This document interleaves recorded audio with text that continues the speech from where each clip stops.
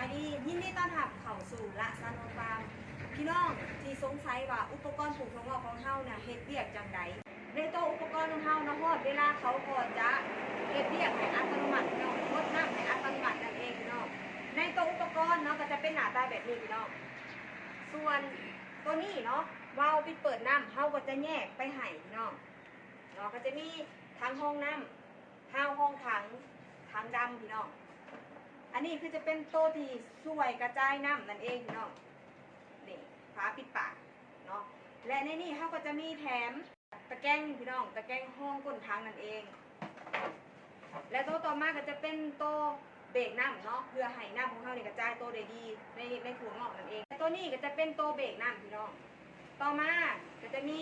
ทัมเมอร์พี่น้องเพียงแต่พี่น้องเอาปลั๊ก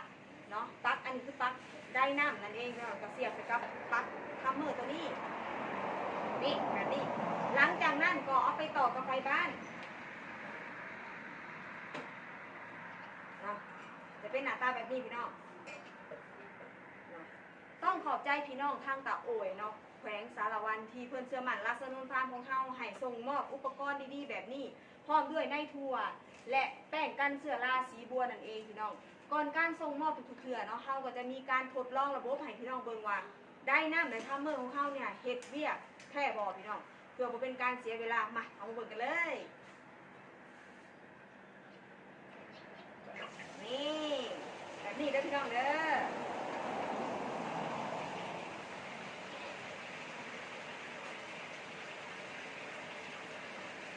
ได้น้ำและทัมเมอร์แม่เฮ็ดเวียกปกติเด้อพี่น้องเด้อน้ำก็จะระบายดีพี่น้องนี่แบบนี้เลยหวังว่าอุปกรณ์สุดนี้คงจะสร้างประโยชน์ให้พี่น้องเนาะบ่ร้ายก็หน่อยทางพี่น้องทางบ้านอยากเปลี่ยนการปลูกถั่วงอกแบบเก่าๆอยากลองมาปลูกถั่วงอกด้วยระบบน้ำแบบนี้ก็สามารถปรึกษาทางละซานโนฟาร์มได้ปลูกบ่เป็นบ่เคยมีความรู้บ่เคยมีประสบการณ์ทางฟาร์มเรามีเป็นที่เรียกให้พี่น้องดูแลตลอดอายุการปลูกถั่วงอกของพี่น้องทางบ้านเลยเด้อสำหรับมื้อนี้อุปกรณ์ของเฮาแม่นเฮ็ดเวียกปกติ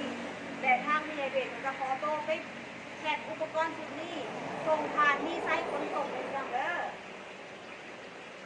หากคลิปนี้เป็นประโยชน์ก็ฝากกดไลค์กดแชร์กดติดตามทางละซานโนฟาร์มไว้แล้วเด้อพี่น้องเพื่อเป็นประโยชน์ให้พี่น้องทางบ้านพบกันในคลิปหน้าบ๊ายบาย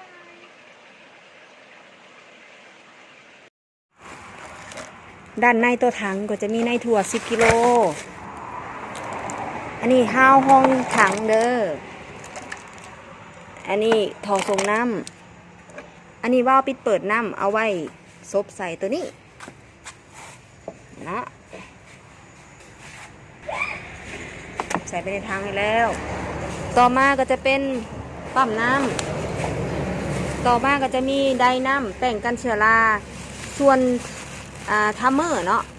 ทัมเมอร์นี่ค่ะเขาจะตั้งโมงไปให้อยู่ที่ชั่วโมงครึ่งเด้อเวลาให้อาหารจะเป็น6 โมงถึง6 โมงครึ่งเขาก็สามารถให้น้ำได้เลยเขาก็จะเบรกบ่ให้เขาเคลื่อน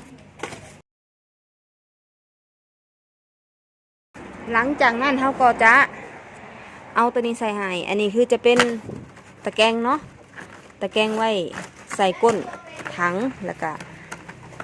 ให้ปกถั่วให้น้ำกระจายถั่วดีๆแล้วก็มาใส่ในฝาปิดปากถังนั่นเองพี่น้องหลังจากนั้นเขาก็จะปิดปากถังไปแบบนี้ให้แล้วก็จะเอากระซ่านใส่แบบนี้ให้เด้อนี่แบบนี้